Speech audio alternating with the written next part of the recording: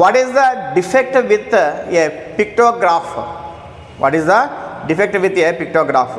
పటచిత్రాలలోని దోషమేమి అన్నాడు. పటచిత్రాలు పిక్టోగ్రాఫ్స్ అంటే అర్థం ఏమనుకంటే మనము ఇచ్చిన డేటాని ఏం చేస్తామంటే అంటే దత్తాంశాన్ని ఏం చేస్తామంటే బొమ్మల రూపంలో చూపిస్తాం అనమాట. ఇలా బొమ్మ రూపంలో మనం రిప్రజెంట్ చేస్తాం గ్రాఫ్ని అనమాట. అంటే ఓకే, దీన్ని మనం పిక్టోగ్రాఫ్స్ అంటాం, అంటే పటచిత్రాలు అని చెప్తాం. ఇప్పుడు దీంట్లో ఉన్నటువంటి దోషం ఏమి అంటున్నాడు, డిఫెక్ట్ ఏమని చెప్పి అడుగుతున్నాడు. మరి ఫస్ట్ ఆప్షన్ అబ్జర్వ్ చేస్తే ఏమి ఇచ్చాడంటే టు డ్రా మోర్ పిక్చర్స్, ఎక్కువ చిత్రాలు ఇవ్వాలి.